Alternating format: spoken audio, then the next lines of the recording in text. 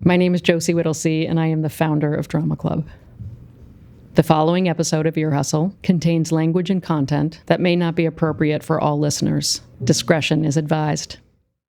Sundays we just come in and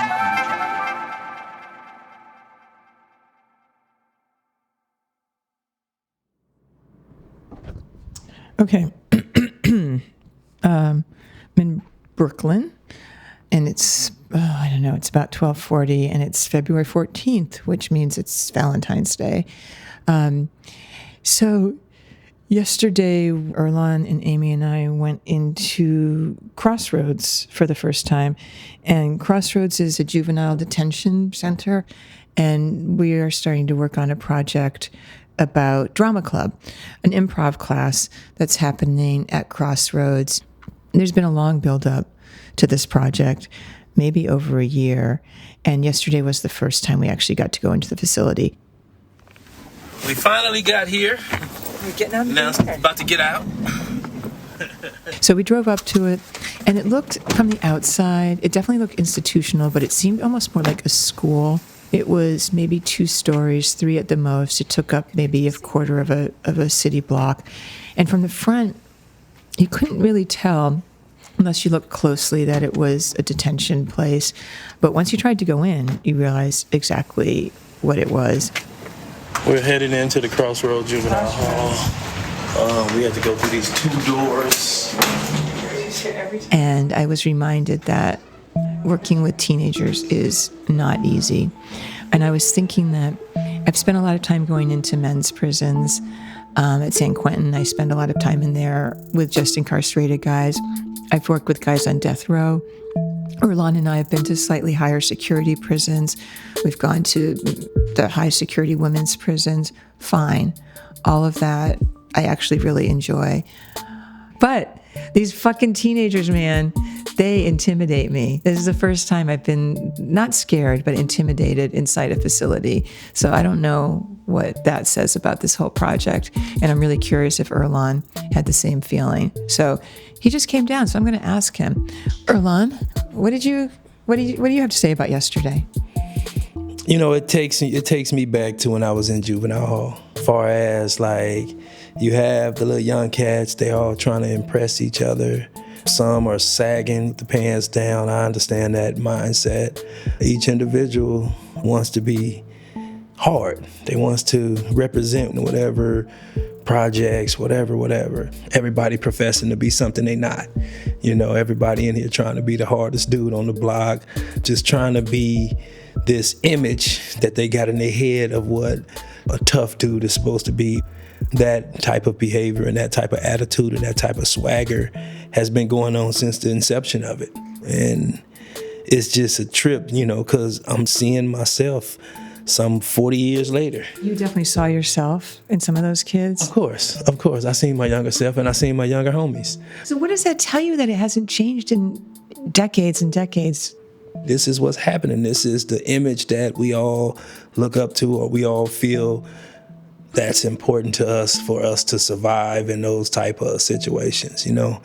And what it tells us is that, you know, we're on a constant loop. This loop never ends. I don't think it is going to end.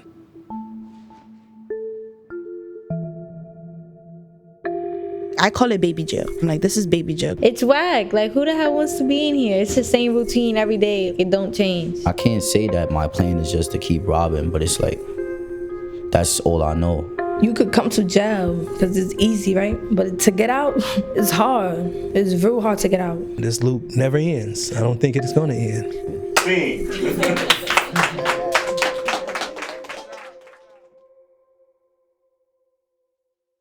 Earlonne, San Quentin was not your first prison. Sadly, no. Now, prior to San Quentin, I was at Soledad. And before? I was at Centinela State Prison. Before that? Corcoran State Prison. Before that? Pelican Bay State Prison. Mm-hmm. Richard J. Donovan State Prison. Okay. Then it was CIM, which is the California Institution for Men. But my first experience of being locked up was at youth facilities. I was at 3 of them. In that way, your story is kind of typical of a lot of people on our show. Yeah, some people get involved in crime at a really young age, 12, 13. And when you get locked up that young, there's a place for you. For a lot of us, that's where it all begins. So when we got this invitation to come into Crossroads Juvenile Detention Center, we were like, let's do it. I mean, Earlonne, I'd never really been in one before, and I have to say, I was really curious. I was too. I wondered whether these places had changed at all from when I was a kid. And I also wondered whether seeing these kids would bring anything back for me. So a year or so after we got that invite, we found ourselves at Crossroads in Brooklyn, in the middle of winter. Yes. Waiting for a class to start. A class called Drama Club, actually an improv class. And the idea behind these classes is to see whether improv can help kids get out of that loop that you mentioned earlier. Yeah, help them get on a different path. I'm Earlonne Woods. I'm Nigel Poor, and this is The Loop, a new series from Ear Hustle and PRX's Radiotopia. Episode 1, The 5 Rules of Drama Club.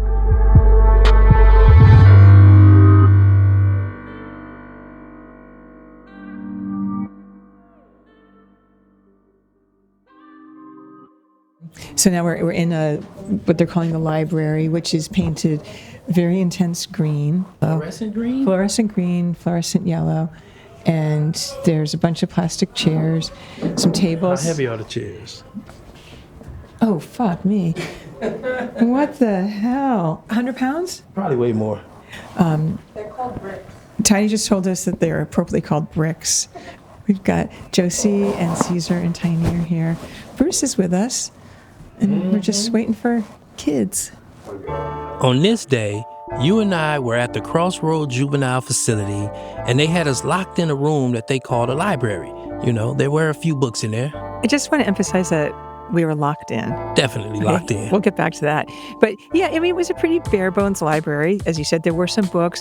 The thing that really made an impression on me were the windows. There were some windows, I'm going to call them windows, that looked out to a courtyard. Right. But they were all like scratched up and like foggy. You could barely see out of them. And you were also pretty interested in those big plastic chairs that they called bricks that are, 100 pounds? Earlonne, I could not lift them. I mean, the whole point, I think, is that you can't pick them up and throw them. Exactly. And that sort of hints to the potential of what could happen in that room. Yeah.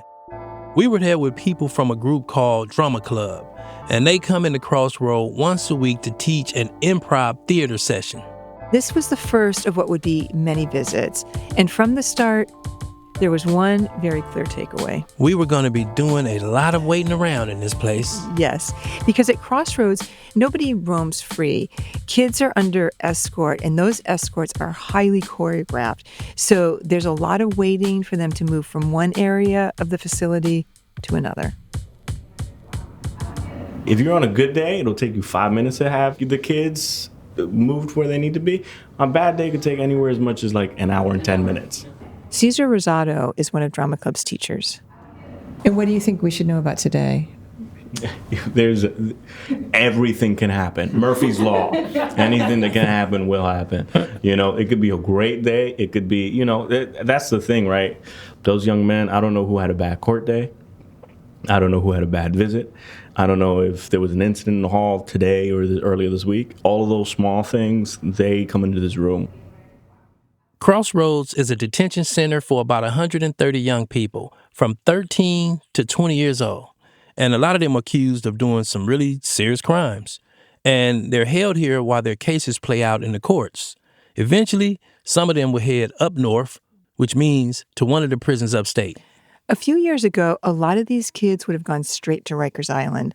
But in 2017, a new law established that kids who are arrested before their 18th birthday have to go to one of the two juvenile facilities, Crossroads here in Brooklyn or one called Horizons up in the Bronx. Here at Crossroads is where Drama Club first got started. On the day that a new cohort starts, how do you feel? How do we feel? I'm excited. This is Josie Whittlesey. She's Drama Club's founder, and she's the person who invited us to come see this project. Is there anything you get nervous about? Just that they won't like it. You know, drama's not like the coolest thing in the world, you know? I mean, once you get to know it, it is, but in the beginning, I think it's a little like, I want to be in a drama club, that's lame. Josie started Drama Club in 2013. She was a working actor and teaching drama at NYU. She started volunteering with a theater group in a men's prison upstate, Sing Sing. Almost everybody I met at Sing Sing didn't go from their community to Sing Sing, right? Yeah. They talk about the cradle to prison pipeline or the school to prison pipeline. One of the major stops is juvenile detention. Almost all of them have been in juvenile detention, and they talked about having absolutely no programming. When I was in juvie, you know, we had stuff to do. I mean, we go out to the yard, we play sports like basketball, baseball, lift weights, and of course, we was young, so they made us go to school. But there was nothing like drama club. We didn't have no type of artsy stuff that I can remember. Right, so no extracurriculars. Nah, not at all. That's interesting. So it must have been similar on the East Coast because Josie really wanted to bring something in for the kids to do. Mm-hmm. And, you know, the thing that she knew best was teaching drama and improv theater. So she thought she would give that a try. It's so hard. It's so much harder than working with adults. It's crazy. Yeah. You know, and the adults are like, this is how this changed my life, and thank you, and or, oh my God, you came and it's raining outside, and you know what I mean? And then the kids are like, fuck yeah, you know? But I am a big believer in the consistency thing. I am a big believer in just sticking with them, you know? The kids make fun of me. I'm not cool at all, but I'm consistent, you know? Yeah. And that is ultimately what matters. Yeah. What are the chances that no kids will show up right now? It could be high. Like, there's nobody with a radio here right now. Earlonne, I mean, we were locked in this little library, right? We had no idea what was going on outside. And with no radio, no phone, I mean, we were clueless. The crazy thing was the kids we were waiting for were literally 5 feet away from where we were sitting in the library. But we waited an hour for them to come in. Yeah, in this hot, closed-off room. It really started to feel claustrophobic. Good. All right. Okay, guys, so they're coming in now. Cool. Finally, they showed up. Good afternoon, good evening, good morning. Y'all, they changed the window? Right away, this one kid named Gawan stood out. Mm-hmm. He was like the alpha male. Definitely alpha. What's your name? What's your name? Go on. Nigel. Nigel? That's a boy name. Is it? Yeah, I mean, it's unisex. Bet you never heard that one before, Nigel. So Caesar starts by introducing the basics of Drama Club. Anyways, different time. So just to give you guys a little bit of a gist, this is Drama Club, right? We'll be coming in every Tuesday. The way the Drama Club works is that we're going to start off with a check-in. Once we do the check-in, we're going to go ahead and play a small game. After we do the game, we'll probably do some scenes. All right, sounds good? Listen, you guys go through a lot. You guys are having days, right? If you're not feeling up for it, that's completely fine. Some days we just come in and we chat. Sound good? We're going to do a check-in. We'll start this way. Say your name, how you feeling, and then also tell us, wait, yeah, you guys got a prom? I always like to know about people, what they dreamt. Oh, okay. Tell us a dream that you feel like you have recently. Keep it PG. Not even PG-13. I want a PG, right?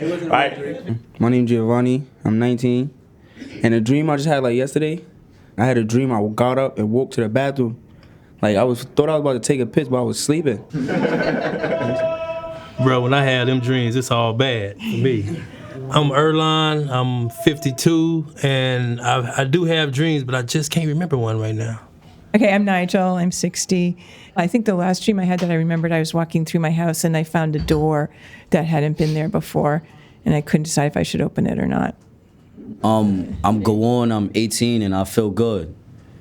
A dream that I recently had, I was chewing my teeth. Hey, I'm Makar, I'm 18. I feel tired. And I ain't have no recent dream. Okay. My name is George. I'm 19 and had a dream. I was somewhere successful in life. Earlonne, what was your first impression of the class? Well, I guess you've seen You know, a lot of the kids' swagger come into the room. Hands in pants. Deep down in the pants. Deep in the pants. Some had about 3 or 4 pair of pants on the scene. I know, what was that about? One of them was sagging, one of them wasn't. And I seen how each one had like this mask on their face. They had that mask, that mean mug, that, you know, they trying to see who we are, what we about, at the same time trying to keep up a bravado for the rest of them that's coming in the room. Totally. I mean, you know, the 2 things that struck me is, one, some of them look so young. Yeah. And the other thing was the vibe they gave off was they didn't give a shit we were there. Well, I mean, you know, it was their space. I'm sure none of them necessarily want to be there, but since they got to be there, you know, we was in their space. And then also thinking for us, like, Earlonne, we've traveled all the way across the country. Like, what the hell are we doing here? The name of the game Nightmare. is Swish Boom. Nigel's getting nervous. Nightmare. Earlonne, I so clearly remember this part. I was looking at you like, are we supposed to participate in this? Are we going to have to get into that circle? Or can we like hide behind our microphones? This is what they call icebreakers. Yeah, not, I think, either of our favorite things. Nah, I like to sit on the sideline. Totally. I'm going to say zip. So I pass the zip and you keep going, right? Same direction. Zip. Zip. Zip. Zip. Zip. Zip. Zip. Zip. It was feeling a little womp, womp, womp. Yeah, I wasn't sure how this was going to work. So Caesar tries to mix it up a bit. This one's going to ask you to be a little silly, all right? This one we call Basket Full of Cherries. Oh my Right. God, Earlonne. Talk about not cool. Would you like a basket of cherries? Instead of saying shoot across a circle, I could go and I could say, let's say the tiny. I could say basket full of cherries. Right? Yeah. And then she'll go ahead, pass the energy, pass the zip. Fire! Oh! Nah, that was him. I wouldn't have guessed it, but this cherry thing kind of worked. Everybody go ahead, take a seat. Go ahead, take a seat. So with Drama Club, we have 5 rules. They're referred to as the rules of improv. The first rule is, yes and. What does that mean, Tiny? It means it's the offer that's being given to you. You gotta accept any offer that's given to you, right? The second rule is no violence. Now, when we say no violence, we mean no physical violence, no verbal violence, no references to sexual abuse or drugs. All right? All right, the third rule is the 3 W's. What are the 3 W's, Tiny? The who you are, where you are, and what is going on in the scene. Yeah. So who are you in the scene? Say, remind me your name. Giovanni. Me and Giovanni are in the scene together, right? What's a relationship that me and Giovanni would have? You guys could be father and son. Oh, we father and son. So you could be my pops, I'll be your son. You see, that's who we are, right? All right. Who we are? The location. The where we are. So where are we? Where are you guys? You guys can be in a school. And then the fourth rule is, what's the beef? Every single movie, every play, every book you've read, every TV show has conflict in it. There is something that the main character has to overcome. All right, and then the last one, which is actually, I think, one of the more important ones, is make your scene partner look good, right? Make him look good. That also extends to y'all who are watching. If we're giving them our full attention, them by the people on stage, they're doing a better job. All right? And also, take that with you if you can outside of here. So let's see if you and I can actually remember these 5 rules. Yes and. Okay, then the 3 W's. Where, who, what. Mm-hmm. Make your partner look good. I love that one. That's my favorite one. No violence. No violence, yep. I remember the 5th. Do you remember it? Let me see. No violence. Every book, every TV show, every movie. Oh, conflict. Conflict. Yes, gotta have conflict. That's like storytelling. You gotta have conflicts in there somewhere. What's their relationship? Husband and wife. Ex-husband, ex-wife. So they divorced. Ex-husband and ex-wife. Right? So where are they? Ajay said the divorce anniversary. Oh! I like that. Listen, remember, we gotta keep things PG. 3, 2, 1, action. It's our 35th anniversary of us being divorced. What that mean? What do you mean? The divorced wife in this scene is a teacher with drama club named Tiny. My name is Tiffany Cruz, but I go by Tiny. Where did Tiny come from? Tiny came from, I remember from my neighborhood, like everybody had nicknames. And like, you know, like when you're like young and delinquent in that era, everybody's like, well, you're going to get caught if you just go by Tiffany. And I was like, well, I don't have a nickname. I don't know what the hell to call myself. So I was trying to think. I was like Bubbles at one point and something else, but nothing fit. And then one day I told my dad, I need a nickname. Like, I need something. He's like, well, you're short. Why don't you call yourself Shorty? And I was like, no, I know a guy named Shorty. So then he was like, how about Little Bit? And I was like, nah, that sounds funny. And he was like, how about Tiny? And I was like, I like that. And I've been Tiny ever since. When Tiny first encountered drama club, she was at Rikers. This was before Raise the Age got passed. So at that time, minors were still locked up with adults. Who were you when you went in at that age? Shit, who was I? Oh, man. I was 17 years old. I just turned 17 years old. I was chilling with gang members. I was smoking weed. I was drinking. I always liked it to fight kind of thing. I was always outside. I was very problematic, you could say. When she was at Rikers, Tiny got in a lot of trouble. She'd get tagged with something called a red ID, which basically means this kid is a fuck up. So red ID is basically like if you do slashings, cuttings, get caught with like a weapon, like you have to walk in a jumpsuit. So I had to wear mittens and shackles walking through the halls kind of thing. Mittens? Not like gloves. So it's like a black sock kind of thing. And it was hard. And then they put the handcuff there and there. So it's like you have to walk like this and the shackles with orange jumpsuit on. When you were being moved from one place to another? And just curious, how do you feel when you're walking down like that? Do you feel like, I'm a bad motherfucker, or do you feel like this is fucked up? I felt like both. I'm not gonna lie. I felt like, damn, I'm a bad motherfucker. Like, nobody's gonna fuck with me regardless. Like, you get the talk of the town when you turn red ID. But then it's just like, damn, like, I'm a walking target because I'm in mittens with shackles. So if anybody could just run up and just sideline me or spit on me, I can't do nothing. Tiny is a good example of a kid who, I think it's fair to say, would not naturally gravitate towards something like drama club. But the drama club folks had a plan for how to pull kids like Tiny in. The main part that I liked was the snacks. Like outside snacks. Like they'll bring like Oreos or stuff like that. I would love that because it's like it reminds me of home. So I would always go so I could rack up my snacks and like put in my bucket so I could have it for later. And then like after a while I was like, all right, I was starting to open up. Like I kept seeing the familiar faces. I kept noticing like, all right, they always do a check-in and they play games and they do the scene work. I was not ready for the scene work right away because it was like, it was out of my comfort zone. I never did that. I found it kind of corny in the beginning. Like, you know, like I was a hood girl. So it was like kind of weird for me. But the main thing that I really liked about it was they would always come up to me and be like, are you okay? Like, what's up? Like, you know, always checking up on me. And I liked that because it was like, damn, like in this nasty ass jail, all the COs was horrible. They was mean as shit. And like this nice ass lady's coming up to me, just really asking me like how I'm feeling. I was like, oh, wow, somebody cared. So Rikers, like when you go to the yard, you could hear seagulls. It smells like nasty, but like salty kind of thing. The sun is like directly landing on you. When I would close my eyes, my memory would be home, like the beach. That's the only time you hear seagulls. But I'm in jail, you know? All my friends were outside. Like it was summertime and everybody was outside. And I would just be like so depressed. The program lady came up to me. She sat down next to me, like really like next to me, not in front of me. And I remember she was like, are you okay? And I was like, no. And I was telling her like, I want to be home. I told her exact story. And she was like, well, let's get up. Let's do a scene about it. So I was like, all right. That feeling that Tiny had out in the yard, listening to the seagulls, that was pure drama club material. Yeah, part of the idea behind drama club is to take something that you're struggling with, some kind of, you know, bad feeling, and work through it. So I like directed the little scene. I was like, all right, it's the beach. We're in the beach.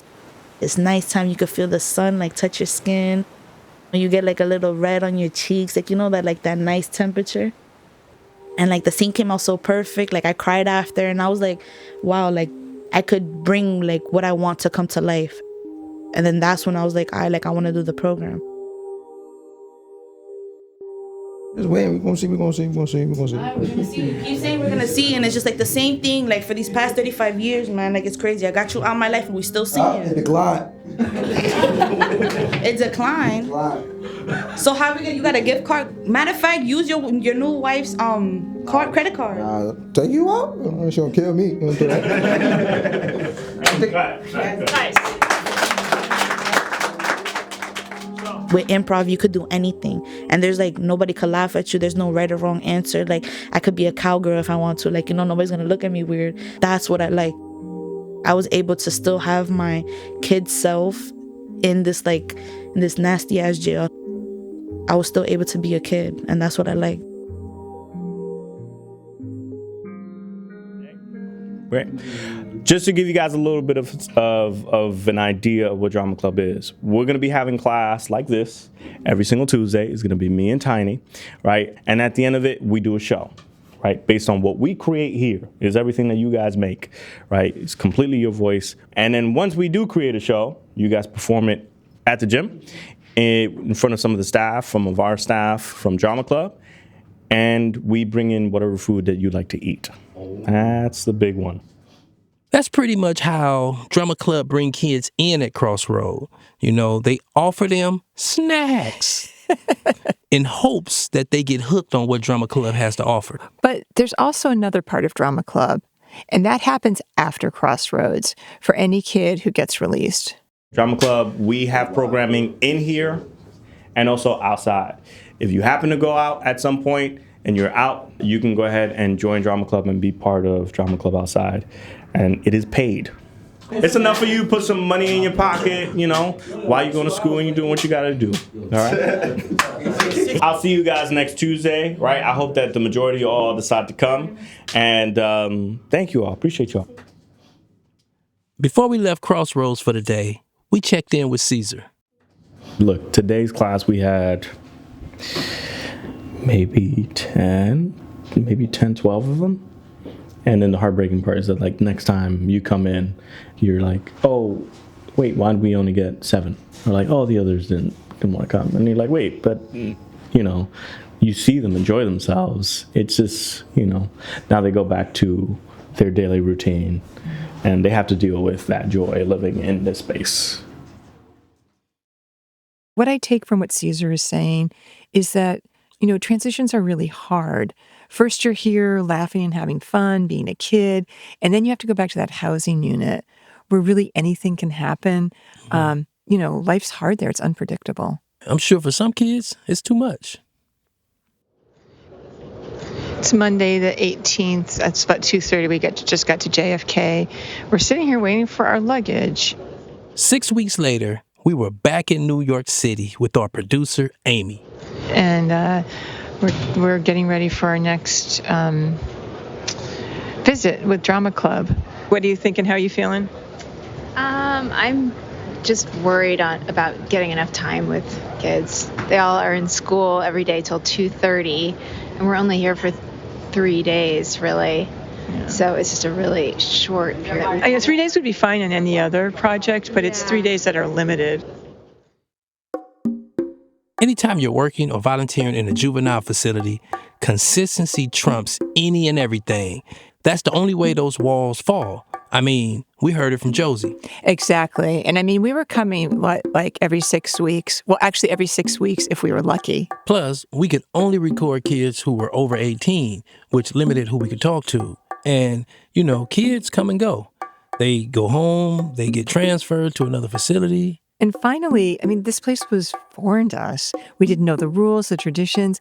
And Earlonne, sometimes we couldn't even understand what they were saying. You think we thought this project through enough? I don't know if that was possible. I don't know if that was an option. A lot of it's out of our control. We got to remember not every place operates like San Quentin.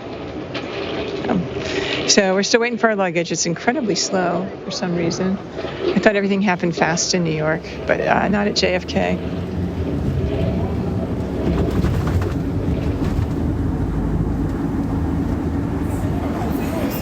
So, you know Drama Club, right?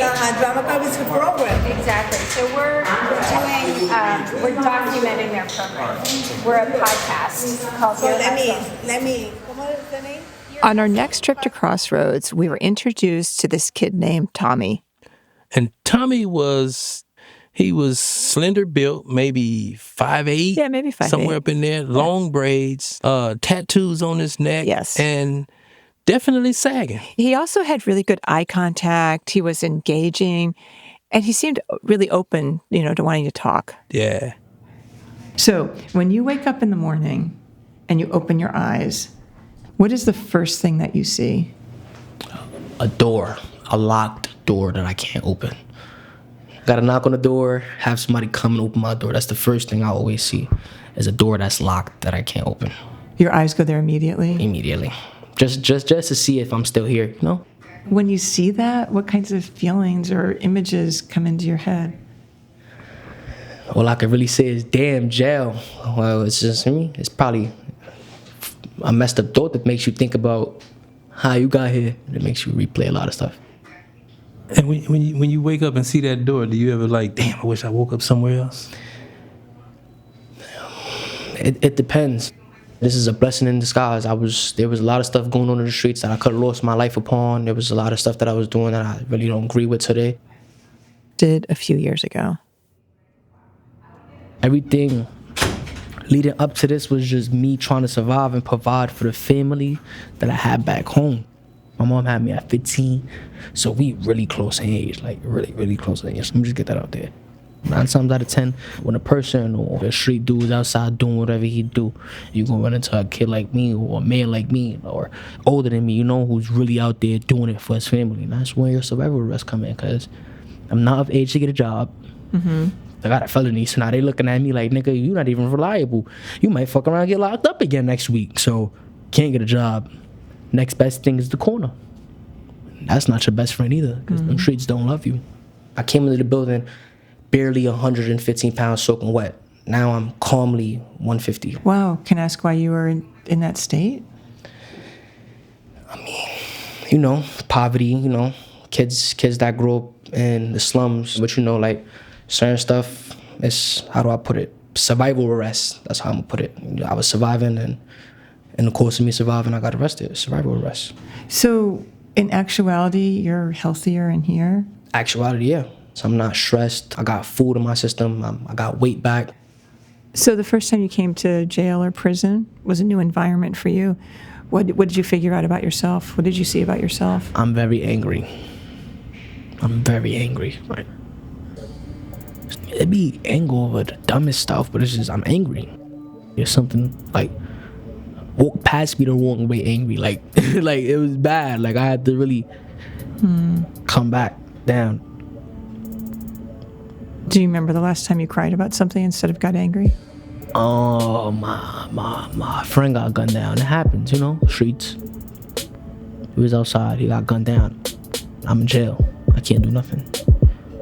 Yeah, no matter how you put it, I can't do nothing. Can't do nothing. Who am I gonna make feel my pain? Stuff like that. And then how did that feel to cry about that? Pass. Do you feel that it's on your shoulders, that it's your responsibility? Pass. Yeah. That's just a road right there. I don't want to go down right now.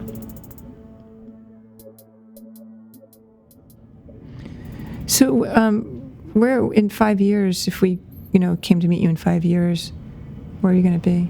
Probably up north. I'm trying to get a good plea within 10 years right now. So I only got 2. you'll still be incarcerated? I will still be incarcerated. How do you imagine those 10 years unfolding?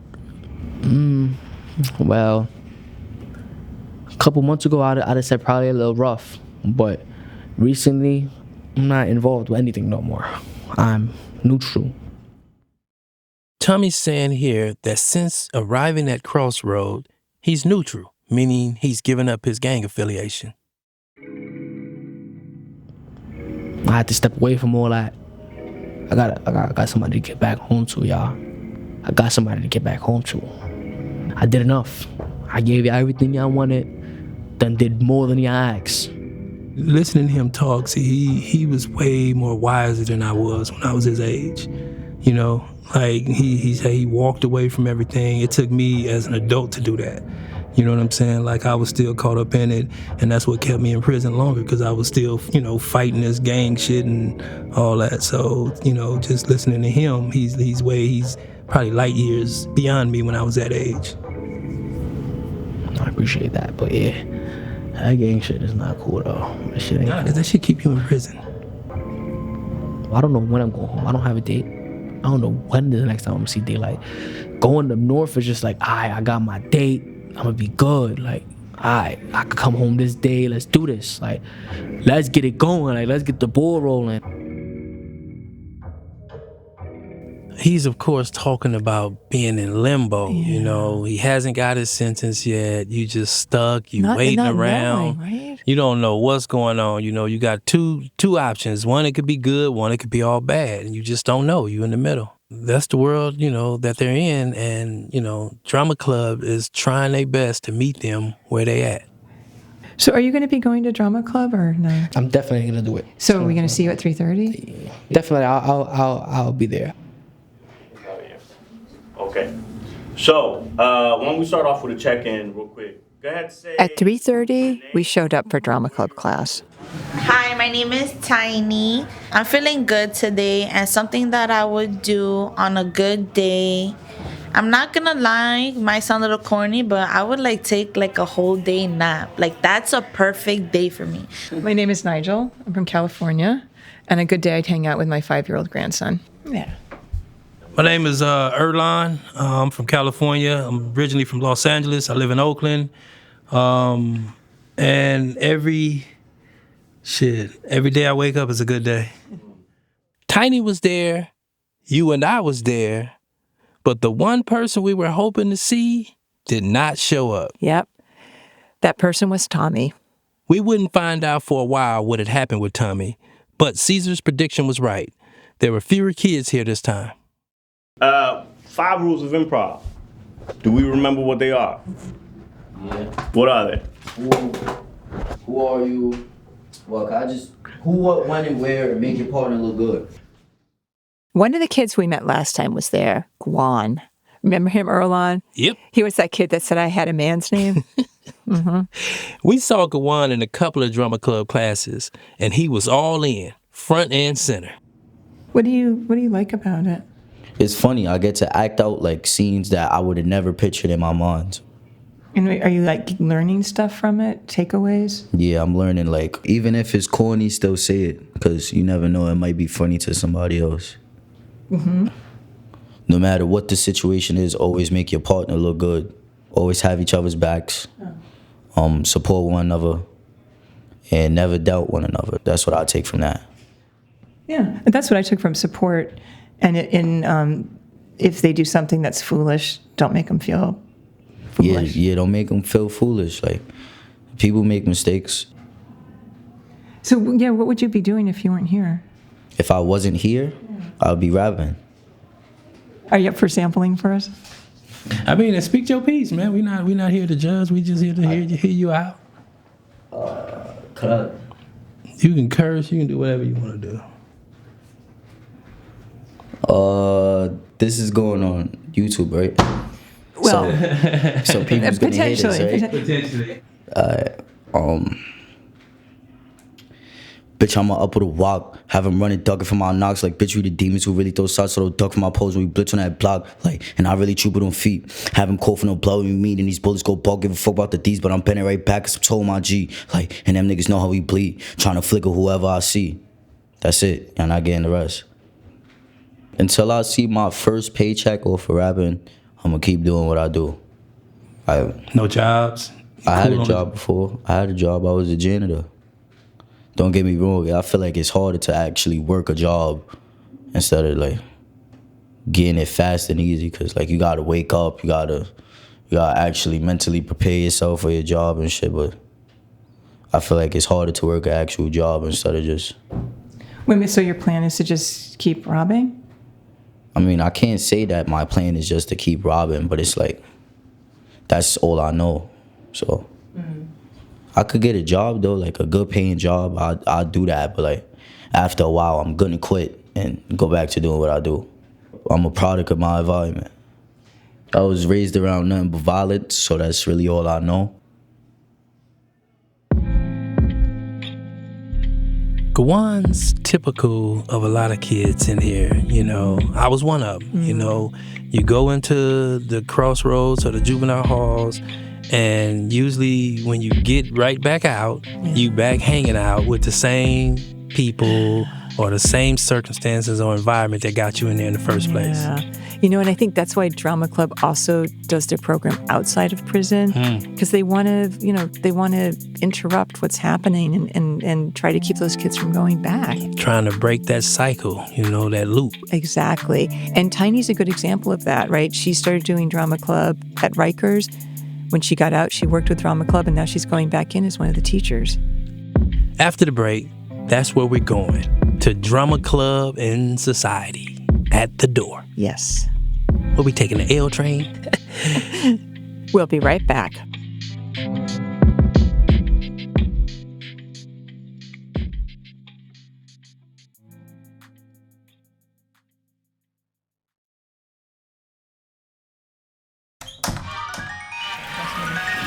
Open up a little more. Okay.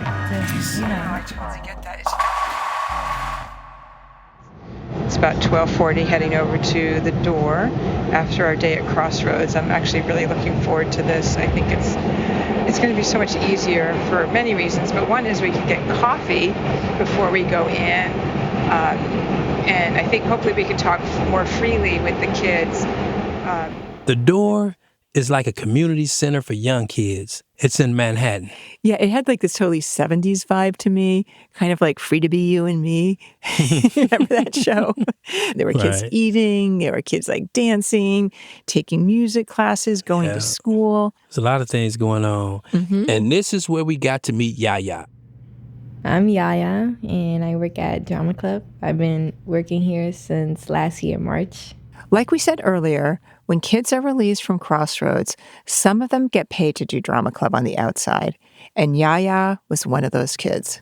Can you describe what you're wearing today? My favorite Lululemon set. It's blue. It's long sleeve and with the matching shorts. And my sneakers, my Force, my Jordan Force. Oh, my name necklace and my black purse. Yaya was very made up, very young. Very girly. Very girly. Like Gwan, Yaya had really taken to improv, and she and I did a scene together. Okay, you and Nigel right now. Y'all can do some improv? Oh, he puts it on me. I'm terrified. Let me see. How do I start off? Oh, yeah, you're the teacher. I'm a student. I don't know anything, and I'm my first day. I'm super nervous. Did you take my shoes this morning? Well, you know we don't wear the same size. But I could have swear I saw you walking out the house with them. Didn't you kind of say if I liked the shoes and you weren't wearing them, I could at least wear them around the house? Yes, but that means to ask permission before you do? I'm sorry, you're right, I did. And I hate to tell you, I went to the gym and I changed into my running shoes. Oh man, you got them all sweaty. I just know. No, it's worse than that. What did you do? When I came back to my locker. They were gone? I'm so sorry. I knew one of them broke gym girls took it. I just knew. I feel awful. I just know. I thought I could get away with it. Now, what can I do? I mean, I don't have enough money because they're super expensive. Well, you could pick up some shifts at my job and wash the dishes. How many hours? So what'd you think, Earlonne? How'd I do? You did better than me, Nige. You did better than me. And Yaya definitely had some notes for you. She did. Talking, you sound a little shy. Totally, that's me. Just open up a little more. Okay. Just, you know. That's good advice. That's how I was when I first came in here. Like, I was just, like, so shy. I got PTSD and social anxiety, so I hate being around a big group of people. But, like, obviously, working here, it broke down some of those walls. I'm still shy. Like, that doesn't change that I'm still shy. But, like, when it comes to, like, the acting or being in front of big groups of people and stuff like that, it definitely helped with that. Yaya spent some time at Crossroad a couple of years ago. And what was it like when you realized you were going to have to go there?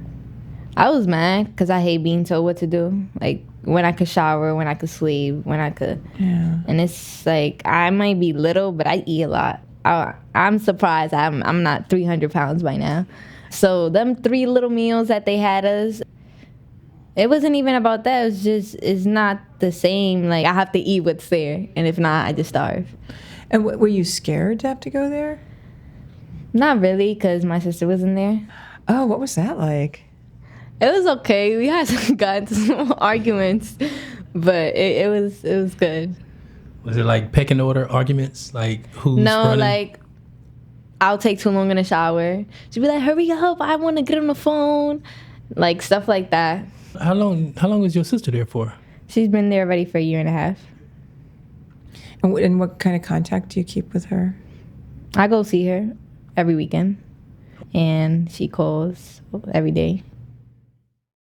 It was actually Yaya's sister who encouraged her to try drama club while she was at Crossroads. At first, when they came in, I was like, I'm not participating. Like, what is this? Like, I'm good. But then my sister was like, come on. Like, at first, I was, like I said, I was like, I'm not doing this. Like, what is this? But then after, I was like, okay. Like, I'm with it. I started working here literally 1.5 weeks after I got out of Crossroads. So I didn't waste no time. I came straight here. It changed my life, literally, because if not, I would be right back in jail. Like, I noticed it myself, how certain situations, now I know how to ignore it.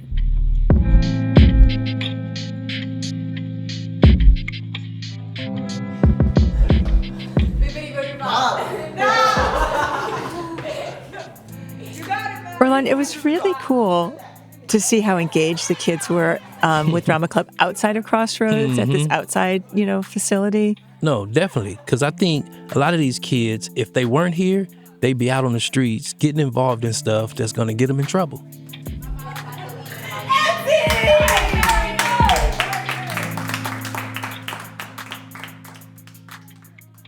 Try to solve the problem, right? So thank you, I appreciate it. So here's the deal. He gave you 2 options, right? The next day, we were back at Crossroads. All right, pause. Gentlemen. All right, gentlemen. All right, cut. Like, we were having a good class, but we're now getting a little distracted. Look, y'all want to go back to your hall? Y'all going back to the hall, right? Y'all want to go back to the hall? So what's up? Y'all acting like y'all don't know. Stop being a little kid, bro. All right, go ahead. What are you doing right now, bro? This was chaos. Even Caesar seemed like he was getting a little annoyed. I know. He kept trying to lead them in this game, and the kids kept running over to the window. And Caesar and Tiny would try and lure them back over to the improv games. Didn't work. That window was a big draw for them. They just kept heading back over there. I mean, honestly, Earlonne, it was a mess. It was. So Caesar and Tiny really had to pivot, right? And so they came up with this improv game where every couple seconds the attention switches to another person. So God. Rotate. They're quick. I wonder what she was doing yesterday, though. All right, cut, switch, rotate. Keep your BG, let's go. We're gonna go up Caesar next. ended class early that day. Right. I appreciate you guys. It feels like the energy's a little low, and we can't really help that. Is there anything that you all had any questions, comments, or concerns? After that class, we checked in with Caesar. I really wanted to know how he was feeling. So today's class was a little rough. They tend to sometimes be hit or miss. It comes down to kind of like how the kids are feeling, what distractions are nearby. It feels practically normal, but sometimes you need to work yourself up again to come back and feel like, okay, great. The main distraction today was the girls outside. There's so we're in a little library with some windows, and you can see the girls out in the courtyard. So the boys were very much looking outside, and also this room is just very hot. Earlonne, I'm a teacher, right? When I'm not doing the podcast, and so I really wanted to understand how he dealt with this. It's such a difficult teaching situation, and I know professionally he could deal with it no problem. But I wanted to know personally what that was like for him. This is something that someone had told me a long time ago. When you have classes like this, you have to remember that you show up for the attempt. I got to remember that one. You show up for the attempt. That's what we show up for. Yeah.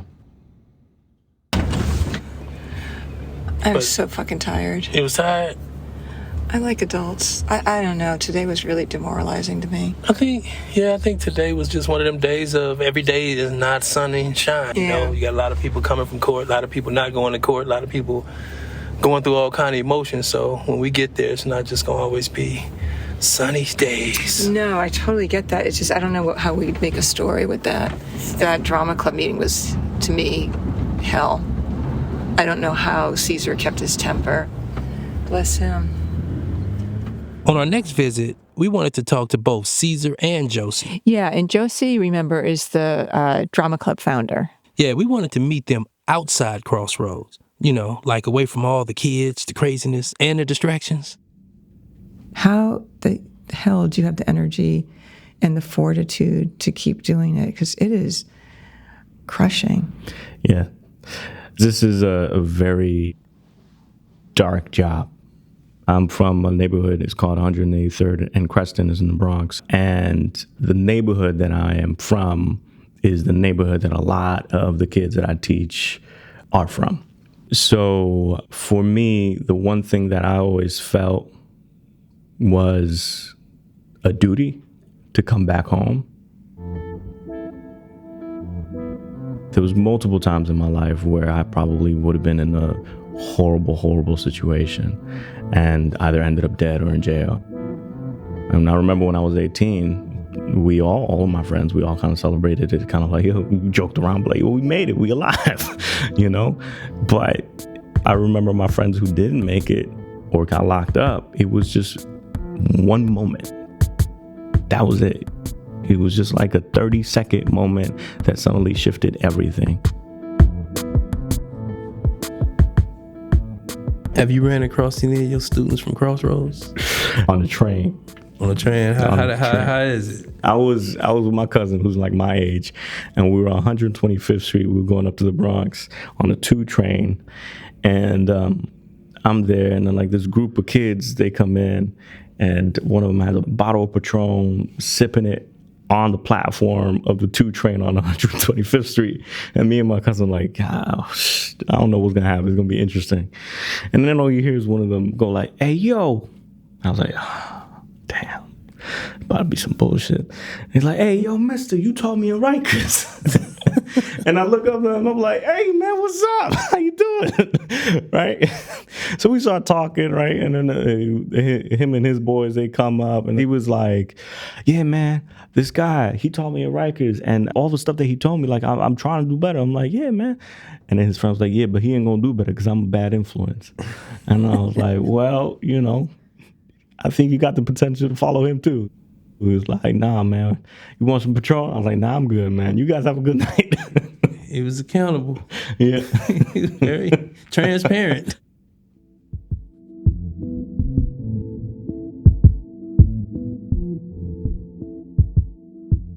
I'm always trying to wrap my mind around working with kids after we leave here. This is our conversation with Josie, the founder of Drama Club. Like, what is it in you that has the seemingly endless energy to keep coming back to working with teenagers? So is the question, what trait does she have that you don't? Yeah. Where's the deficit in my soul that you don't have? It's funny because I don't have my own kids, and I never wanted kids, so it's sort of surprising. But my mother said to me recently, she goes, you know, you're the only person who like doesn't like babies but loves teenagers. Like most people are the opposite. I love teenagers. I don't know why. I find them really interesting and fun, and they're kind of exploring the world in this really expanded way.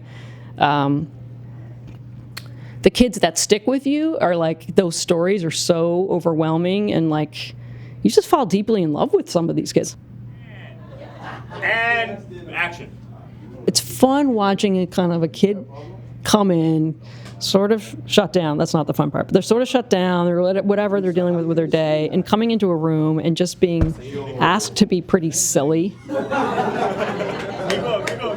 And then they get these arbitrary rules that they don't totally understand, and you know what I mean, and then like like the light turns on and the day kind of recedes, and like they're present and they're playing with each other, and and then they're so creative. And sometimes you go into rooms that are really, really rough. We've had really rough days where like a kid lost a parent, or something really rough happened, and it can still happen, and that feels like magic.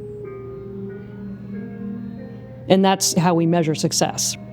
When the room feels happy and engaged and playful and creative, no matter where we are, that for me is success. All right, cut. So here's it. All right, so you guys did good job. Just for fun, I'm asking everyone to say the 5 rules because I want to see how hard it is for them to say it. Yes, and no violence, the who, what, where, find the conflict, find the resolution, make your scene partner look good. Flawless.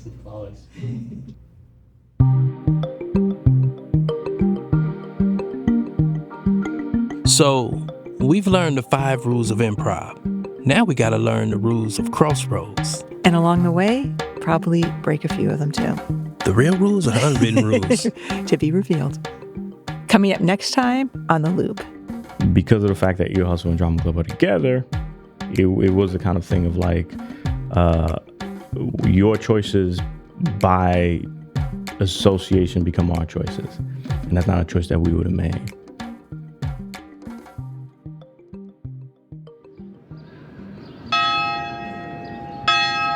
Count time, everybody, count time. Earlonne, we have been talking about bringing back count time. It feels like, I don't know. Every season. Yes, every season we talk about it. So for people who have been listening since the beginning, they know what it is. But for new listeners, they don't know what the hell we're talking about. So will you explain it? So count time happens every single day in every prison in California. Morning, afternoon, evening, and at night. Right. And you know it's happening because you hear that bell. Right. Officers count the entire population of the prison by hand to make sure that no one's missing. Okay, but our count time is a little different. Right. It's an extra audio tidbit that we put at the end of the episode. So it can be a song, a little conversation, some cool sounds. Maybe it's something we want to experiment with. Right. Not necessarily related to the episode at all, right? Right. It's just something that we want to share. So here's Tom from the inside team at San Quentin with our first count time in a long time. So Earlonne, I got a good idea for a count time. The other day I was stepping out of my class and there's this brick wall right in front of coding. And there's this old guy that's in there. His name is Wade. He wears these old beat up denim jackets and blue jeans. He just looks really unassuming. He doesn't ever perform here. But I heard him playing. It was just an interesting song. I think that's something that the listeners will want to hear. Tell me your name and how long you've been down. My name is Wade Mormon. I've been down for 29 years, September, and I wrote this song in 2023. The name of it is Take Me Back to the City. What city are we talking about? Where's your home? Okay, well, it started in a little town called Leesville, Louisiana. Take me back to the city, back to the place I belong, where all of the women there, they are pretty, and they treat me like I'm a King Kong. Take me back to the city. Take me back, take me back, take me back. Take me back, so I can live among the living. Take me back, take me back, take me back. Now they don't care about what you do, and they sure don't care about what you say. They just want to see you dangle by the noose and see you fry on Judgment Day. Take me back to the city. Take me back, take me back, take me back. Take me back, so I can live among the living. Take me back, take me back, take me back. What's the name of your prison band? Fittingly, the Looney Tunes. Why do you call it the Looney Tunes? Because we're a bunch of characters, man. Yeah. I actually wrote this kind of like a thought of giving back in a way, understanding what I've done in the past and then make amends toward that, and then letting you know that I have made changes. So although changes have been made, I'm still also that some of the same person that I was. But I want to go back to the place where everything was perfectly fine. And when I'm talking about pretty women, I'm talking about the women in my life, my daughters, my mother, my grands, all the women in my life, because they made me feel special. I'm not the man that I once was. I've changed in so many ways. I just want to thank the good Lord above and ask for forgiveness each and every day. Take me back to the city. Take me back, take me back, take me back. Take me back so I can live among the living. Take me back, take me back, take me back. Take me back where all the women there, they are pretty. Take me back, take me back, take me back.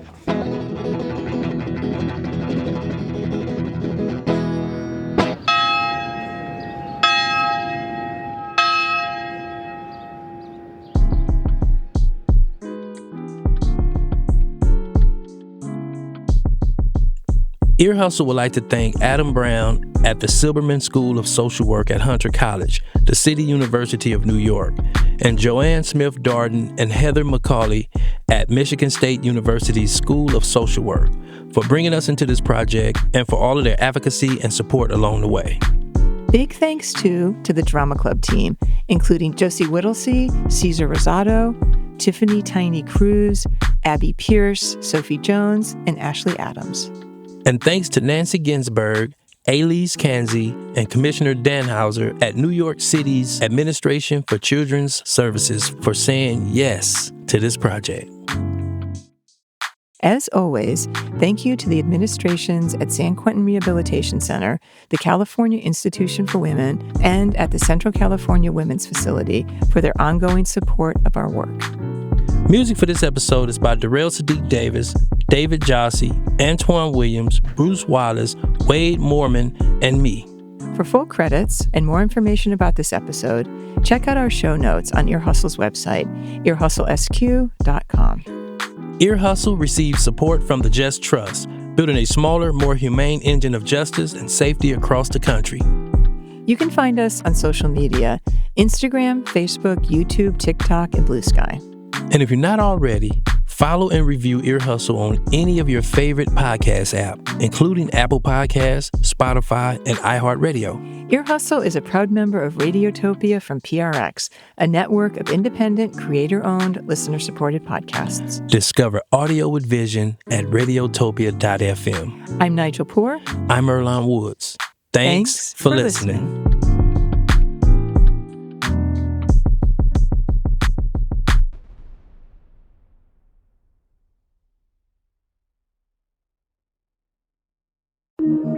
Radiotopia.